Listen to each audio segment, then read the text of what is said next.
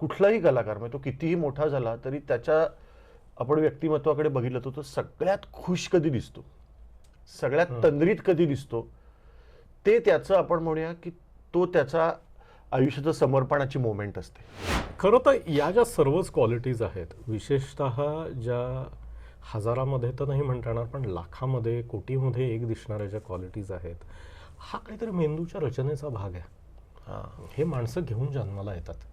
मला असं वाटतं की तुमच्या मेंदूमध्ये ती ॲबिलिटी असताना ती डेव्हलप करायला मदत करता येते. त्याला जसं हिऱ्याला पैलू पाडायला मदत करता येते, पण हिरा बनवता येत नाही. जसं हा मुद्दा आहे की तुम्ही जबरदस्ती त्याला घोड्यावर बसवू शकत नाही, तसं दुसरं की जेव्हा त्याच्यात ते इन्स्टिंक्ट दिसते तेव्हाही त्याच्यासाठी फक्त त्या त्या वयात ते वातावरण तयार करणं इतकं पुरेसं असतं.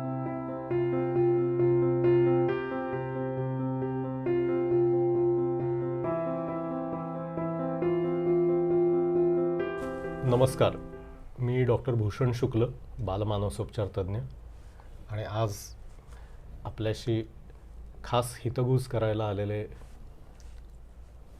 ज्याला मी आरेतुरे म्हणू शकतो कारण एका रूममध्ये मेडिकल कॉलेजमध्ये अनेक वर्ष राहिलेले डॉक्टर सलील कुलकर्णी. सलील, आजच्या आपल्या चर्चेसाठी मला एक खूप महत्त्वाचा विषय घ्यायचा आहे. तू स्वतः कलाकार आहेस, तुझी मुलं कलाकार आहेत, तू कला असलेल्या घरातून आलेला आहेस. पण माझ्यासारखी जी माणसं असतात की जे कलेच्या बाबतीत औरंगजेब असतात, पण आमच्या घरी कुणीतरी मूल असं जन्माला येतं की हे आमच्यापेक्षा वेगळं, हे आम्हाला जाणवतं. की मग ती त्याचं गाणं, संगीत यातली ॲबिलिटी असेल, लेखनामधली, कवितेमधली काहीतरी ॲबिलिटी असेल, किंवा परफॉर्मिंग आर्ट्समधलं की त्याला स्टेजचा त्याचा जो काय प्रेझेन्स आहे किंवा स्टेजवर हे मूल जे काय करू शकतं हे काहीतरी वेगळं आहे, जबरदस्त आहे असं वाटतं. तर पालक म्हणून हे कसं कळतं आपल्याला की आपल्या मुलात हे काहीतरी कलागुण आहेत? नाही, एक तर पहिल्यांदी म्हणजे जसं आता भूषण म्हणाला की आम्ही मेडिकलचे रूममेट होत, त्यामुळे मला असं माहिती आहे की एक उत्तम रसिक मी जो पाहिला आहे तो भूषणमध्ये पाहिला आहे. कलाकारही तो उत्तम आहे, त्याला संगीत चांगलं कळतं, भाषा चांगली कळते, आणि हे जे कळणं असतं हे सगळ्यात महत्त्वाचं असतं. आणि ते पालकांना काय आणि मुलांना काय, ते कळणं ही त्याची पहिली पायरी असं मला वाटतं की मजा येणं. त्याच्याविषयी आपण कदाचित थोडं नंतर बोलूया की समजा तो कलाकार नाही झाला मुलगा तरी तो चांगला ऐकणारा, चांगला वाचणारा, चांगला अप्रिशिएट करणारा कसा होऊ शकतो, त्याच्यासाठी तुम्ही काय करू शकता, हा वेगळा मुद्दा आहे. पण तू जे म्हणालास ते कसं जाणवतं, तर मला असं वाटतं पहिल्यांदी कुठलाही कलाकार म्हणजे तो कितीही मोठा झाला तरी त्याच्या आपण व्यक्तिमत्वाकडे बघितलं तर तो सगळ्यात खुश कधी दिसतो, सगळ्यात तंद्रीत कधी दिसतो, ते त्याचं आपण म्हणूया की तो त्याचा आयुष्याचं समर्पणाची मोमेंट असते. आपण खूप, हे कदाचित खूप मोठं वाक्य वाटेल, पण एखादा छोटा मुलगा जेव्हा चित्र काढत असतो मन लावून, तो कदाचित चित्रकार नाही होणार, पण त्या मोमेंटला तो जे रंगून गेलेला असतो ना, ती तंद्री, मला असं वाटतं सगळ्यात महागडी गोष्ट जर आज जगामध्ये आहे तर तंद्री आहे. ती लागतच नाही, आणि ती त्याच्यासाठी तर माणूस धडपडत असतो की तंद्री लागावी. मग लोक मेडिटेशन करतात, लोक शांततेत जातात. ही तंद्री लागणं हे कलाकाराचं मला वाटतं पहिलं लक्षण आहे की हे करताना याच्या चेहऱ्यावर एक हा वेगळा दिसतो यार.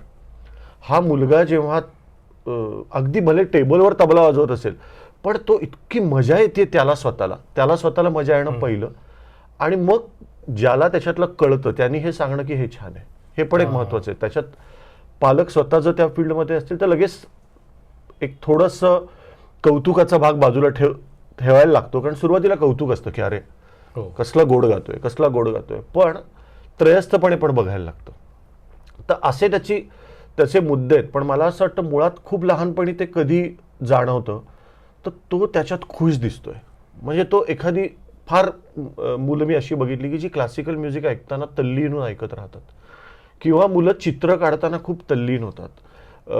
एखादा मुलगा फार चांगली अगदी वयाच्या 4थ्या-5व्या वर्षी उत्तम नक्कल करतो, किंवा तो बोलताना एखादी गोष्ट इतकी रंगवून सांगतो की कळतं की ह्याच्यात एक ओरेटर आहे, ह्याच्यात एक नट आहे कुठेतरी लपलेला. तर या बारीक बारीक खुणा मला वाटतं कुठेतरी पहिल्यापासून दिसत असतात, पण सगळे कलाकार काही वयाच्या 4-5व्या वर्षीच किंवा 7व्या-8व्या वर्षी दिसतात असंही नाही.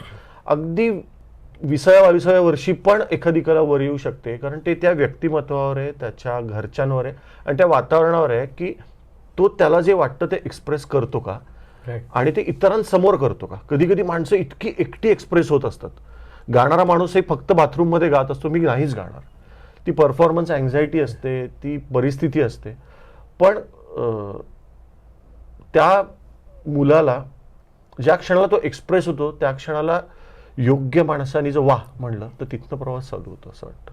म्हणजे त्याला त्याच्यात तल्लीनता पाहिजे की बाकीच्या गोष्टी हरपून तो ते करतो आहे, भान हरपून करतो आहे आणि मनापासून करतोय, धक्का मारावा लागत नाही. हां, ओके ओके. नाही आणि तू म्हणजे मला त्याचं उलटं पण एक वाटतं की आपण पालकांचे 3 गट घेतले. तर पहिला गट असा की पालकांनाच वाटत असतं की यार आपण बिझनेस केला, आपण असं केलं, आपण तसं केलं, आता ना मुलाला कलाकार करूया.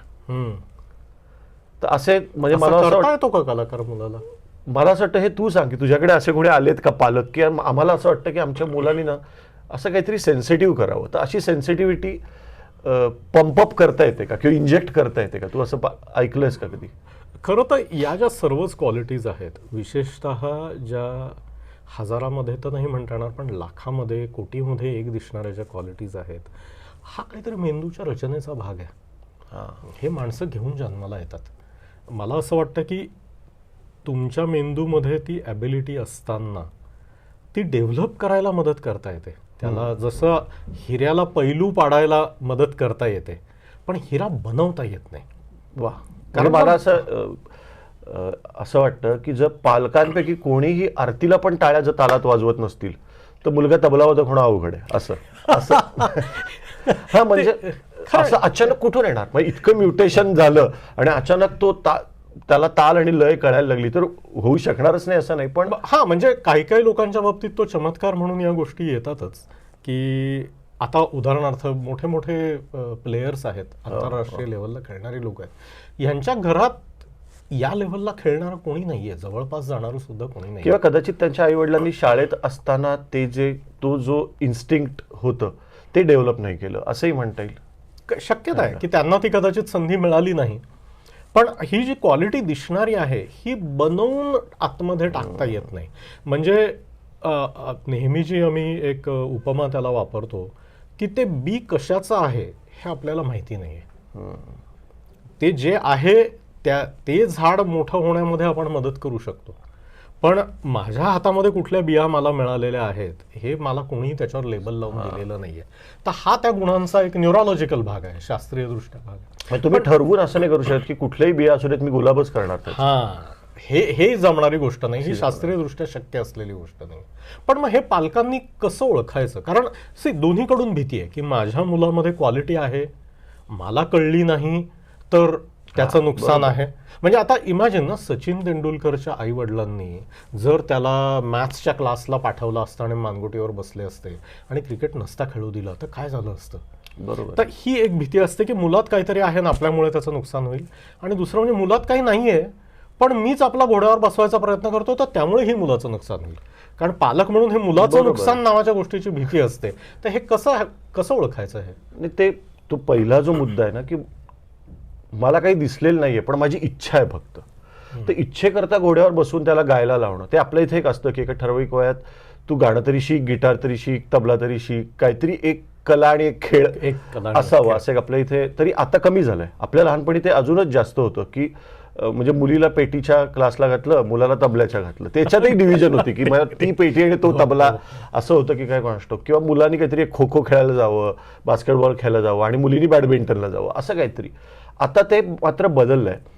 पण जसं हा मुद्दा आहे की तुम्ही जबरदस्ती त्याला घोड्यावर बसवू शकत नाही, तसं दुसरं की जेव्हा त्याच्यात ते इन्स्टिंक्ट दिसते तेव्हाही त्याच्यासाठी फक्त त्या वयात ते वातावरण तयार करणं इतकं पुरेसं असतं. म्हणजे अनेक ना अगदी 3 वर्षाच्या मुलांच्या आयांनी मला फोन केलेत की आमचा मुलगा इतका छान ऐकतो तर त्याला आता काय काय ऐकवू. तुम्ही म्हटलं तो आता काय ऐकतो? तर म्हणे तो आता लहान मुलांची गाणी आहे, अगोबाई डगोबाई ऐकतो, तो पिक्चरची गाणी ऐकतो.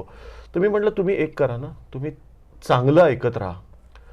मग मोझार्ट ऐकू का? म्हटलं आत्ता एकदम मोझार्ट ऐकून काय करणार? त्याला घाबरवू नका.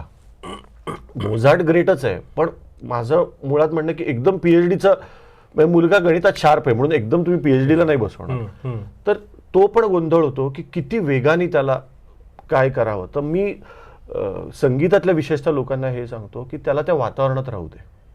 एक वाद्य घरी आणून ठेवा, तो आपोआप जसं 4 खेळ खेळतोय, म्हणजे मी अगदी छोट्या मुलांचं सांगतोय, 2.5, 3, 3.5, तो जसं अगदी लेगोज लावतोय, तो एखादी कार खेळतोय, तसं तो एक दिवस पेटी घेऊन हातात बसेल आणि मग तो जर रमला तर तुम्हाला कळेल की अरे त्याचं नातं आहे. त्या पेटीबरोबर त्याला मजा येते किंवा कीबोर्ड बरोबर मजा येते किंवा एखादा बोंगो आहे तर तो तालात वाजवतोय. आपल्याकडे जनरली भारतात खूप लोक तालात छान, म्हणजे आपल्या पण तू बघितलं असेल वर्गातली, शाळेतली, कॉलेजमधली मंडळी बऱ्यापैकी तालात गात असतात, वाजवत असतात. तर ताल मला वाटतं इंडियन लोकांमध्ये खूप आतून येतो. आरती म्हणत असतात.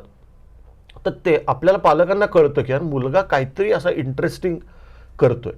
आणि मला वाटतं ती वेळ आहे की कोणीतरी 2 क्रायटेरिया, तज्ज्ञ आणि त्यापेक्षाही स्पष्ट वक्ता. कारण खरं सांगणारी लोक पाहिजेत अशा वेळेला की अहो खरंच चांगला आहे हा, म्हणजे मी उगीच नाही सांगत आहे. कारण कधी कधी मिसलीड पण होतं आत्ताच्या सोशल मीडियाच्या जमान्यात ना की अरे दैवी आहे, तर दैवी कसं एकदम. तर मग काही काही शब्द पण इतकं की अरे ही looks to be a future legend, तर एकदम लिजंड दैवी म्हणजे नुसते मोठे मोठे शब्द वापरणे, त्याच्यापेक्षा त्याला मजा येते ना, त्याला आता मजा करू दे. तो कुठे पोचतो कळेल ना त्याला, आणि तो एका ठराविक टप्प्यावर कळेल, मग त्याला शिकू दे. पण मग हे शिक्षक जे आहेत, आता जर पालकांना त्या विषयामध्ये खूप जास्त गती नसेल किंवा त्यांचं स्वतःचं शिक्षण, त्यातलं आता माझ्यासारख्या माणसाने ज्यांनी तबल्याच्या 2 परीक्षा दिल्या, त्याच्यानंतर शिक्षकांनी घरी येऊन आई वडिलांना सांगितलं की अहो असू द्या, तो तबल्याला समजावून सांगतो. तर हा जो भाग आहे, तर हा शिक्षक कसा निवडायचा? कारण इतके शिक्षक आता विशेषतः शहरामध्ये, आणि आता इंटरनेटमुळे की तुम्ही कुठलाही शिक्षक, जर तुमच्या खिशात पैसे असतील तर तुम्ही कुठलाही शिक्षक मिळवू शकता, अशी परिस्थिती आहे. नाही, आता मी आधी तर खूप शिकवत होतो, मध्ये मी ब्रेक घेतला होता आपल्या फिल्म्सच्या निमित्ताने, आता परत शिकवतो. तर मी त्या पालकांनाच सांगतो आधी, जर मुलं असतील तर, आणि मोठे असेल तर मी मोठ्यांनाही सांगतो की प्रत्येक सेशन नंतर तुम्हाला असं वाटलं पाहिजे की आपल्याला नवीन काहीतरी मिळालं. लागोपाठ 2 सेशन्स अशी गेली की तुम्ही जिथे होतात तिथेच आहात, तर याचा अर्थ तुमचा माणूस चुकलाय असं तुम्हीच स्पष्ट समजा. कारण ग्रोथ सतत दिसायला पाहिजे. मग मी सगळ्याच गाण्याला सांगतो की एक दिवस ठरवा, 1 जानेवारी ठरवा की तुमचा वाढदिवस ठरवा, आपण मागच्या वर्षीपेक्षा कुठे पुढे आलो. जर लहान मुलं असतील तर पालकांना हे कळायला पाहिजे की अरे मागच्या वर्षी आलं हे समजत नव्हतं, आता समजायला लागलं. ती एक प्रोसिजर नको की हा मंगळवार गुरुवार गाण्याला जातोय, त्यांनी काहीच नाही होत. वार लावून दिलेला. हा म्हणजे डायरी भरते, गाणं एकही येत नसतं. हे मी खूप वेळा बघितलं की डायऱ्या गठ्ठे घेऊन येतात आणि बसतात समोर, आणि मी तानपुराला लावला आणि त्यांना सांगितलं की हा ऐकवा काय, तर ते अख्खी डायरी उलगडतात आणि म्हणतात की सर परत कधीतरी येऊ का.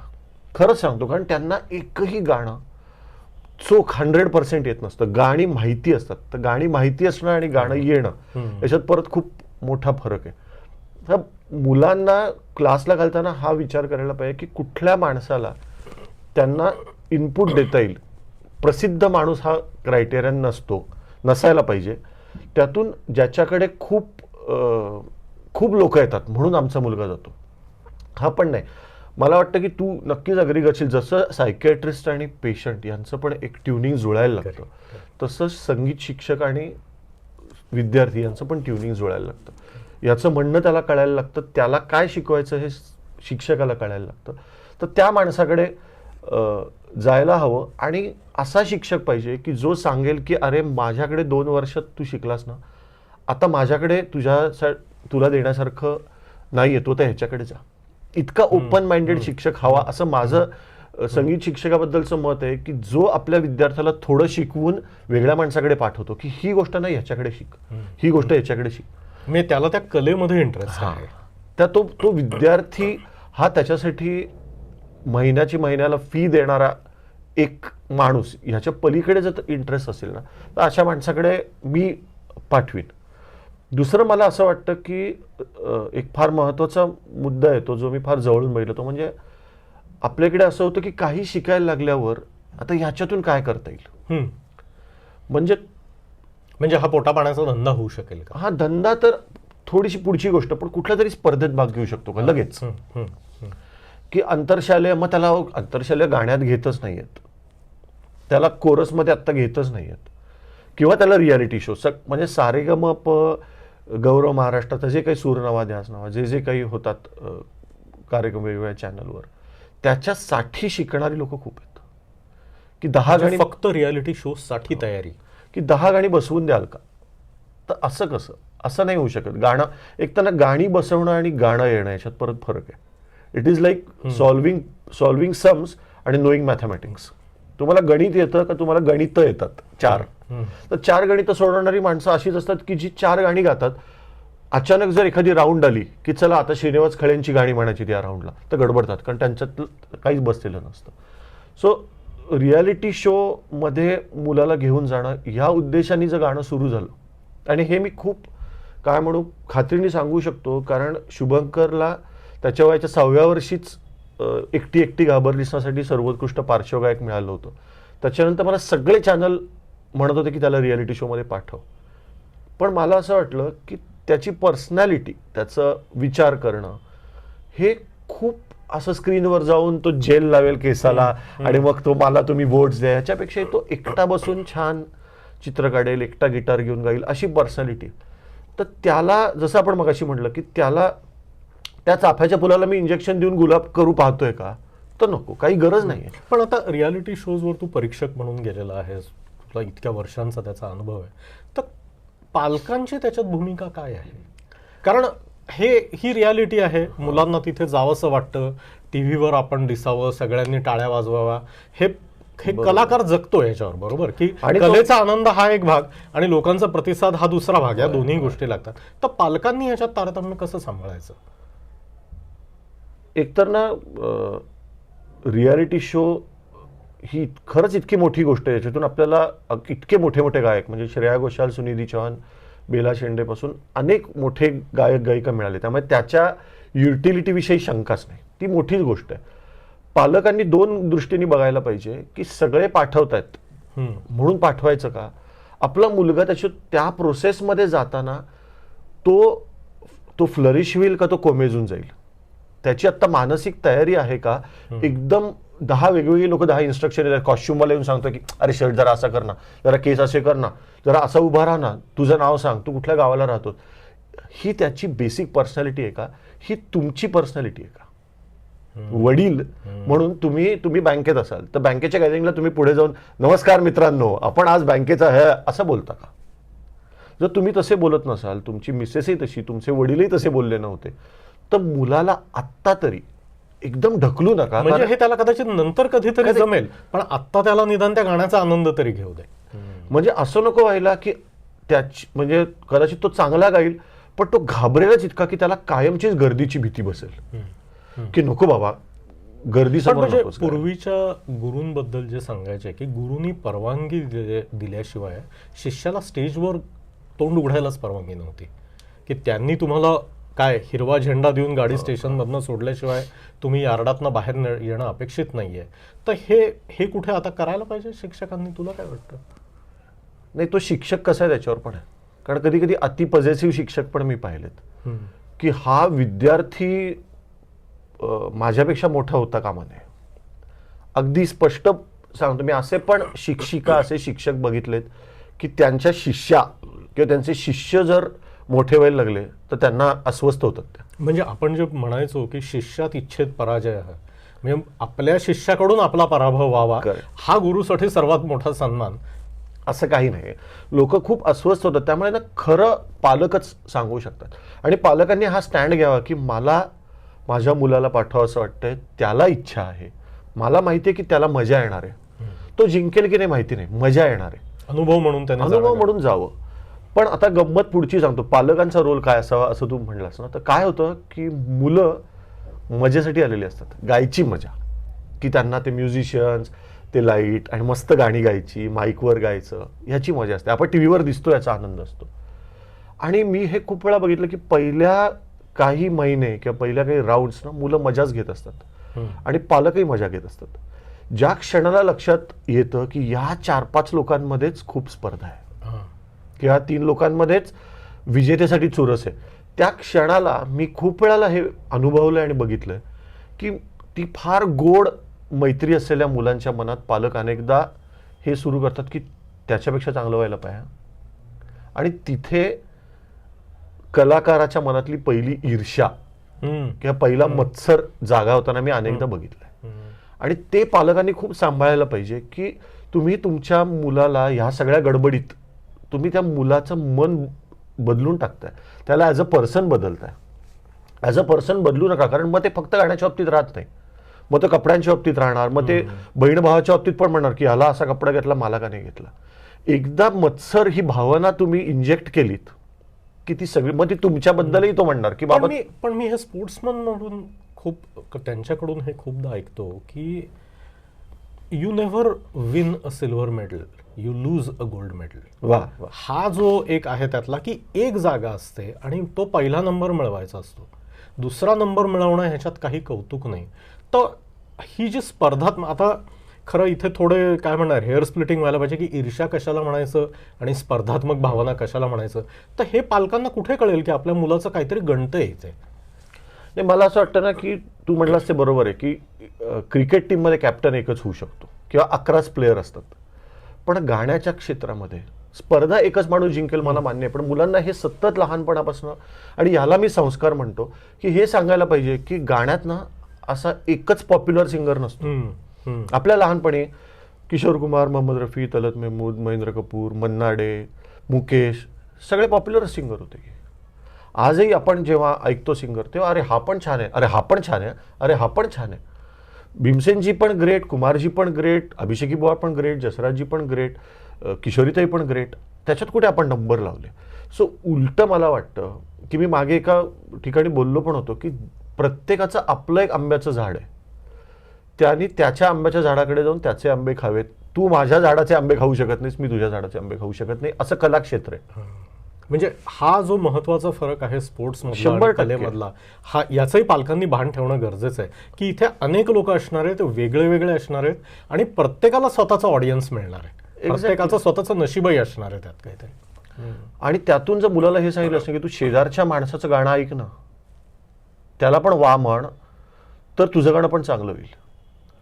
हे कुठेतरी लहानपणापासून दाद देणं हे पण ना फार इनडायरेक्टली संस्कारातून शिकवावं लागतं. दरवेळी आपला मुलगा घेऊन बसल्यानंतर जर स्पर्धा आहे, समजा आंतरशालेय सुगम संगीत स्पर्धा आहे, मी माझ्या मुलाला घेऊन गेलोय, समोर एक मुलगा छान गातोय, ह्याच्यापेक्षा चांगलं व्हायला पाहिजे हा, हे कुठलं वाक्य आहे? पहिल्यांदा हे तर म्हणा की काय गोड गातोय ना, तू पण हे गाणं शिक कधीतरी.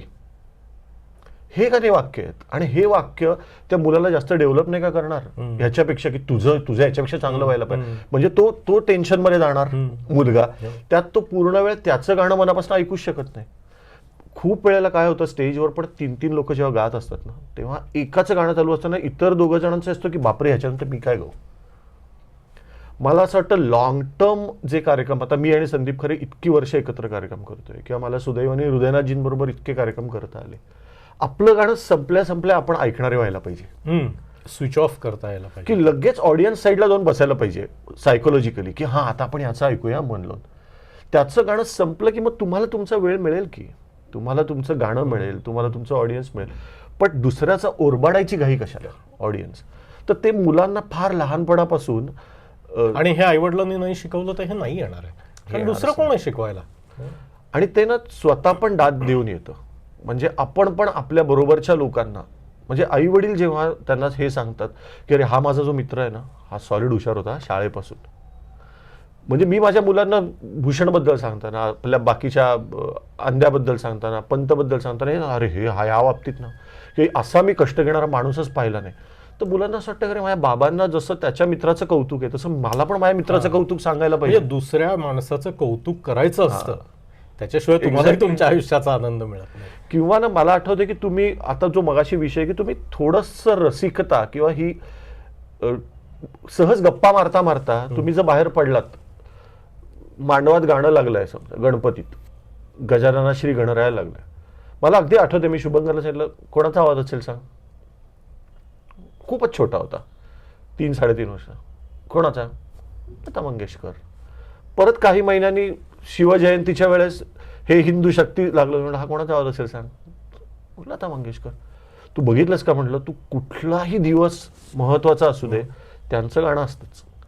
आता यांनी काय झालं की यांनी गप्पा तर झाल्या, त्याला लक्षात आलं की बापरे ह्या व्यक्ती लता मंगेशकरांची गाणी ऐक रे बसून, यांनी काय झालं असतं, तो घाबरला असता, अभ्यास झाला असता. अभ्यास झाला असता.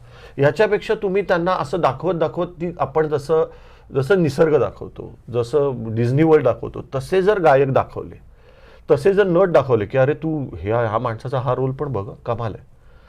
आणि मला त्यातून अजून एक महत्वाचं, मुलांच्या कलाकार मुलं असा आपण जर विषय काढला तर आपण त्यांना जे सांगतो तसं त्यांनाही काहीतरी सांगायचं असू शकतं, ह्याचं भान पण तेही ऐकून घेणं गरजेचं आहे.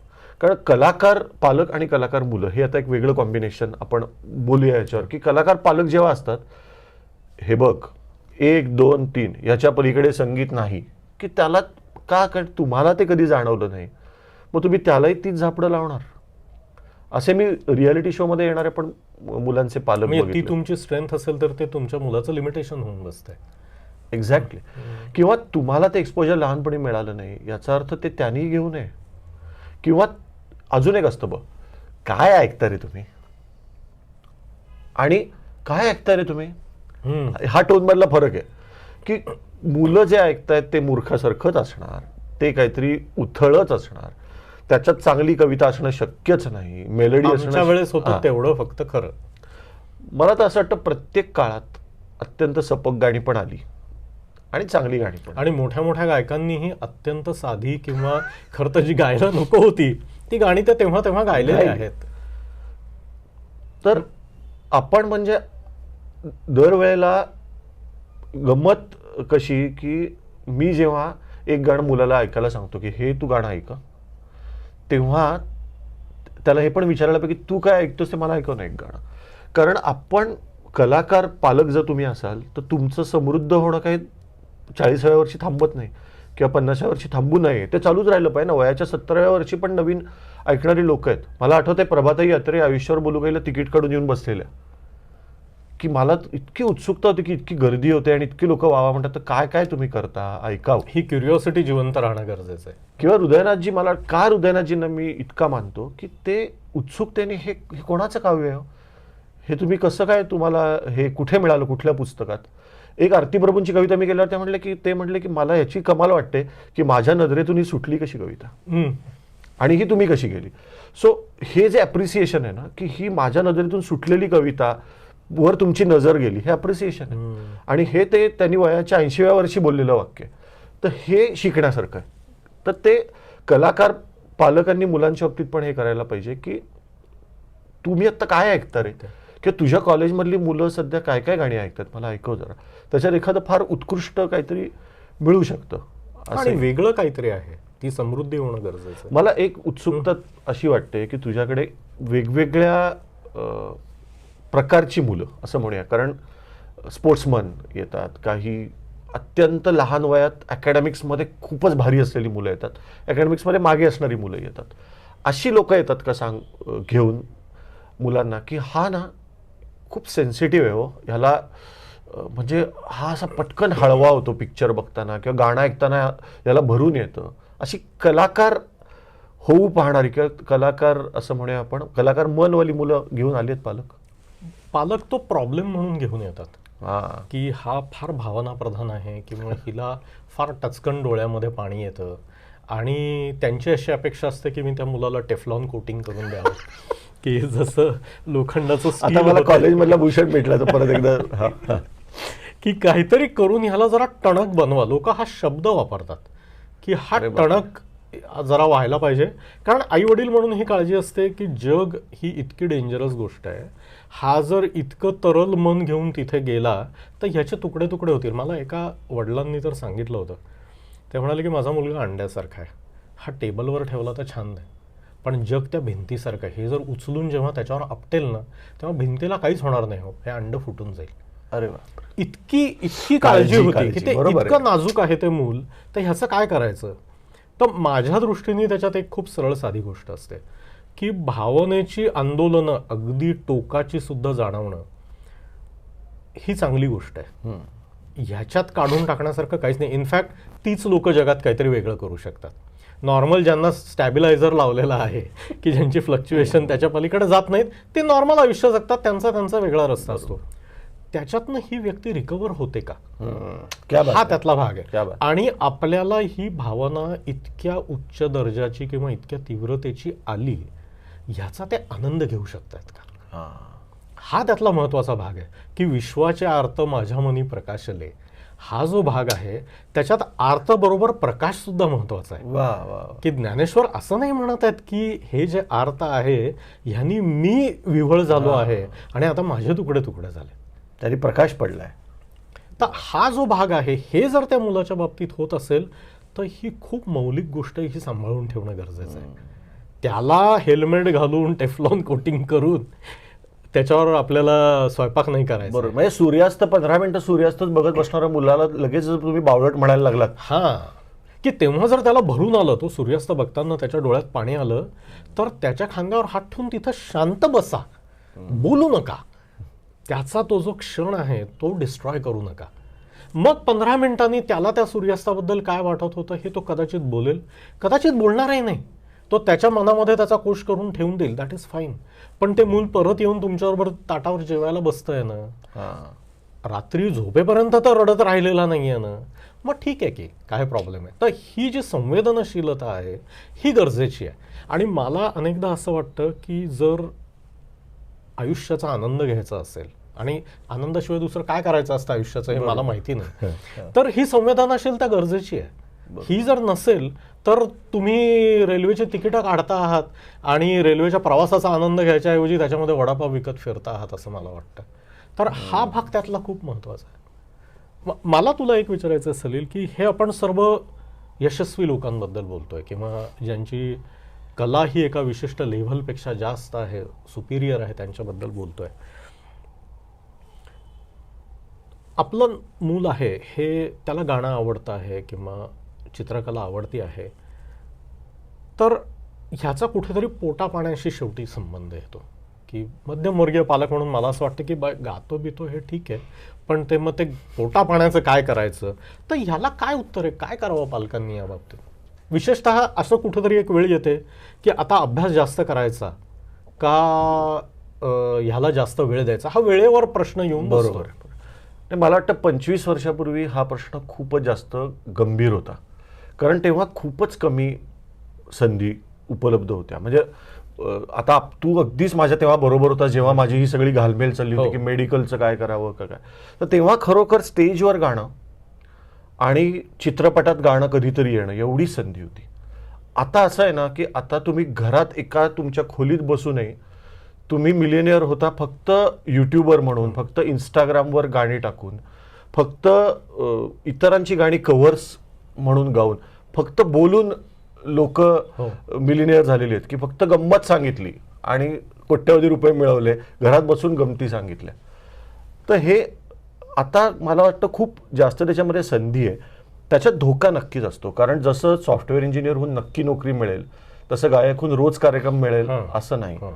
पण तुम्ही त्याला कसं समजावून सांगता हा मला मुद्दा वाटतो. तुम्ही त्याला जबरदस्ती, म्हणजे की तू उद्या गिटार हातात दिसली तर फोडून टाकीन, हे वाक्य आहे का, त्याला हे समजावून सांगणं की हे बघ तू चांगलाच करतोस, तुला मजा येते, मलाही तुझ्या गाण्याची मजा येते, पण आपल्याला शेवटी असं आहे की तू आज ज्या स्टँडर्ड ऑफ लिव्हिंगनी राहतोस त्या स्टँडर्ड ऑफ लिव्हिंगनी जर आयुष्यभर राहायचं असेल तर तू काय काय करशील याच्यातनं, ह्याच्यातले अप्लाइड काय काय गोष्टी होऊ शकतात. तू चांगला शिक्षक होऊ शकतोस का, जो एक गाणारा माणूस आहे तो चांगला शिकवत असेल का, त्यांनी तो स्टुडिओ काढू शकेल का, तो यूट्यूब चॅनल काढून तो त्याच्यात काही करू शकेल का, तो एक इन्स्टिट्यूट काढून वेगवेगळे वर्कशॉप्स घेऊ शकेल का. इतके आता ॲव्हेन्यूज वाढले, तुम्ही फक्त बॅकग्राऊंड म्युझिक करून तुम्ही लाखोपती होऊ शकता. आणि रोज एक वेबसिरीज येते, रोज एक वेगवेगळे नवीन नवीन प्रकारच येत चाललेत माध्यमांमध्ये. तर मला असं वाटतं की करून बघितल्याशिवाय त्याला मागे ओढू नये. जे मला माझ्या आईने केलं म्हणून मी काहीतरी करू शकलो. जर आईने मला तेव्हा हट्टालाच आई पेटली असते की नाही करायचं, करून बघ, हे पालकांनी मुलांना सांगितलं पाहिजे. मी आहे, आणि मला असं वाटतं पालकांकडनं मी आहे ह्याच्या इतकं सुंदर फ्रेज नाही दुसरी. म्हणजे आपल्या वेळेस जे होतं की तुला मेडिकलचं शिक्षण घ्यावं लागलं कारण बॅकअप पाहिजे. महेश काळेंबद्दल म्हणतात की ते स्वतः इंजिनियर आहेत कारण तो बॅकअप म्हणून आहे. तर अनेक पालक पोरांना सांगतात की बघ ही मोठी मोठी लोक आहेत, त्यांनी डॉक्टर सलील कुलकर्णींनी कसं, तर डॉक्टर आहे रे, MBBS केलेलं आहे आणि मग गाणं केलं, तर तू ना आत्ता नीटची तयारी कर, बाकी गाणं बिणं बाजूला ठेव आणि मग आपण बघूया ना, नंतर तुला हे करता येईल. आणि मुलांना ही घाई असते की त्यांना तो नंतर हा इतका लांब वाटतो आणि त्यांना बरंच असं वाटतं की त्याच्या मागे मी लागलो तर हे संपलं, मी हे आत्ता नाही केलं तर हे कधीच होणार नाही. तर तू म्हणतोस की त्यांना ती वेळ द्यायला पाहिजे, त्याच्या वेळ द्यायला पाहिजे आणि मुलांना हे पण सांगायला पाहिजे की शिक्षण म्हणजे जसं गाणं हे फक्त व्यवसाय करण्यासाठी शिकायचं नाही, तसं शिक्षण हे फक्त काही नोकरीसाठी घ्यायचं नसतं. त्यांनी ज्या बाकी गोष्टी म्हणजे मला जर मेडिकलचा आज फायदा होतो की मी तुकाराम महाराजांची गाथा पण 15 दिवसात वाचली ठरवून, तर त्या साईजचं पुस्तक कारण मी वाचायचो. किंवा टाइम मॅनेजमेंट आहे की तुम्ही आदल्या रात्री इतके जागलात पण उद्या क्लिनिकला पोचायचं म्हणजे पोचायचं सकाळी, मग ते डोळे तुमचे कसेही असो, जायचं म्हणजे जायचं. स्ट्रेस मॅनेजमेंट, शिस्त जमायला पाहिजे. किंवा कम्युनिकेशन आहे. आपण तू बघ ना किती लोकांशी कम्युनिकेट करायचो की अगदी छोट्या खेड्यातनं आलेल्या एखाद्या पेशंटच्या नातेवाईकापासून ते आपल्या डीनपर्यंत तुम्ही बोलताना दुसऱ्याचं ऐकणं, बोलणं, हे मुलांना मी कायम सगळ्यांना हे सांगतो की तुम्ही शिका याच्यासाठी की तुम्ही एक माणूस म्हणून तुम्हाला दुसऱ्याचं ऐकायचं कसं, एक ह्याच्यात एक शिस्त येते, ऐकण्यात शिस्त येते, बोलण्यात शिस्त येते. तुम्हाला पटकन जर एक प्रपोजल द्यायचं आहे एका कार्यक्रमाचं, तर 1, 2, 3, 4 लिहायला, पण शिक्षण तर छान पाहिजे, तुमची लँग्वेज तर चांगली पाहिजे. तर शिक्षणाची पण जबरदस्ती न करता त्याचं पण काय कसा तुमच्या व्यक्तिमत्वावर आनंद उपयोग घेता होईल. आला पाहिजे त्याचा. तर मला सारखं वाटतं की म्हणजे हे करा आणि याच्यातून तुला हे मिळेल, ह्याच्या मागे न लागतं ना एक त्याचा प्रवासाचा आनंद हा मला वाटतं कलाकार मुलांना, म्हणजे अगदी शेवटचा मुद्दा असा पण येतो की प्रत्येक कलाकार, उत्कृष्ट कलाकार होऊ पाहणाऱ्या माणसांनी कलाच व्यवसाय म्हणून करायला पाहिजे का. तर मला मुळीच असं वाटत नाही. मला असं वाटतं की अनेक अशी लोक आहेत, इंजिनियर आहेत, डॉक्टर्स आहेत, पोलीसमध्ये आहेत, की उत्कृष्ट गातात, उत्कृष्ट अभिनय करतात, पण ते त्यांच्या आनंदासाठी कधीतरी करतात. कविता लिहितात उत्तम, पण त्यांचं असं म्हणणं की नाही नाही आम्हाला एवढं पुरतं, आम्हाला आमच्या आनंदासाठी करायचं, स्वांत सुखायच ही गोष्ट करायची आहे, बस दॅट्स इट. तर त्यांनी तसंच करावं. मग ते पण जबरदस्ती मुलांना करू नये की इतका तर छान गातोस गा आता, तर का मला नाही, मला इंजिनियर व्हायचं आहे, मला डॉक्टरीच करायची आहे असं जर एखादा मुलगा म्हणला तर केवळ तो चांगला अभिनय करतो म्हणून त्याला सिरियलमध्ये पाठवण्यात पॉईंट नाही. सो मला असं वाटतं की ती थोडी गप्पा मारत मारत हातात हात घेऊन एकत्र चालायची वाट आहे की तुला गावंसं वाटतंय का, तू गाऊन बघ. आणि त्याच्यातले 2 टर्न चुकले तरी आयुष्यात एवढं मोठं काही वाटणं होत नाही. आता तर निश्चित होत नाही. म्हणजे आता मी ऐकलंय की नीटची परीक्षा जर द्यायची असेल मेडिकल एंट्रन्स, तर त्याच्यासाठी वयाची काही अट नाही आहे. एका माणसाने स्टेट बँकेतनं नोकरी करून रिटायर झाल्यानंतर काहीतरी 60व्या वर्षी परीक्षा देऊन पास झाला. म्हणजे मी अजूनही पोस्ट ग्रॅज्युएशन करू शकतो. म्हणजे महाराष्ट्राचा एक कलाकार आम्ही हिरावून परत एकदा त्याला डॉक्टर करणार आहोत. तर टू सम इट अप, मला असं वाटतं की तू जे स्वतःचा अनुभव सांगितला आहे की कलाकार म्हणून वाढताना आणि कलाकार म्हणून इतरांना वाढवताना सुद्धा की आनंद हा पहिल्यांदा महत्त्वाचा आहे, की तुम्हाला जर तो गुण असेल तर तो आनंदाने तुम्हाला उपभोगता आला पाहिजे, इतर लोकांना तो आनंद देता आला पाहिजे. आणि हे शिकत असताना ज्या आयुष्यातल्या बाकीच्या 4 गोष्टी आहेत त्याही तितक्याच महत्त्वाच्या आहेत. हे सगळं आनंदाने करता आलं पाहिजे. जिथे कुठेही म्हणजे ओढाताण व्हायला लागली तर त्याच्यात गंमत राहत नाहीये. म्हणजे कामावर जाताना हसत जायला पाहिजे आणि कधीतरी सुट्टीचा पण कंटाळा यायला पाहिजे. अशी जर असे तर ही कलाकारांची करेक्ट अवस्था आहे असं मी समजेन. पण तंद्री, त्या तंद्रीवर टेफ्लॉन कोटिंग लावून घेऊ नका अशी माझी विनंती आहे. कारण तंद्री लागण्यासारखी सुखाची गोष्ट नाही. पूर्वीच्या पिढीत अशी छान छान तंद्री लागलेली लोक आपल्याला दिसायची. आता ज्याला सगळे भूषणकडे घेऊन येतात लोक अटेन्शन स्पॅनसाठी की त्याचा कमी झालाय. म्हणजे काय, तर तुम्ही त्याला कुठल्याच गोष्टीचा अनुभव पूर्ण घेताना तुम्ही बघत नाही, तर ते त्याला घेऊ दे. तो कदाचित चुकेल. प्रत्येक मुलगा हा काही 21व्या वर्षीच ठराविक रक्कम मिळवायलाच पाहिजे त्यांनी किंवा मुलींनी असं नाही. त्याला तो कदाचित 24व्या वर्षी मिळेल, तो 27व्या वर्षी मिळेल. तो पहिला नंबर नाही आला गाण्यात, दुसरा आला तरी तो काही लोकांमध्ये खूप पॉप्युलर असू शकतो. आणि तो जे काय कमवेल ते त्याचं असेल. आई वडिलांनी घोड्यावर बसवलेला बळजबरीचा नवरदेव तो नसेल. ही त्यातली महत्वाची गोष्ट आहे. थँक्यू. नमस्कार, मी डॉक्टर सलील कुलकर्णी. parentacademy.in ही जी साईट आहे ही माझ्यासकट तुमच्यासकट सगळ्या पालकांसाठी एक महत्त्वाची साईट आहे. कारण पालकांना पडणारे प्रश्न, आपल्या पालकत्वासंदर्भात, आपल्या मुलांसंदर्भात जे जे प्रश्न आहेत त्याची बहुतेक सगळ्या प्रश्नांची उत्तरं इथे तुम्हाला मिळतील. त्यांच्या शैक्षणिक प्रगतीविषयी, त्यांच्या मानसिकतेविषयी, त्यांच्याशी संवादाविषयी असे अनेक प्रश्न आणि त्याची उत्तरं तुम्हाला इथे 100% मिळतील. इथे त्याचे वर्कशॉप्स आहेत, इथे त्याचे मास्टर क्लासेस आहेत. माझे मित्र डॉक्टर भूषण शुक्ल आणि प्रसाद शिरगावकर या दोघांनी ही अत्यंत कल्पकतेने केलेली साईट आहे parentacademy.in. त्यामुळे इथे रजिस्टर करा आणि तुमचे प्रश्न घेऊन इथे जा. तुम्हाला नक्की समाधानकारक उत्तर मिळतील.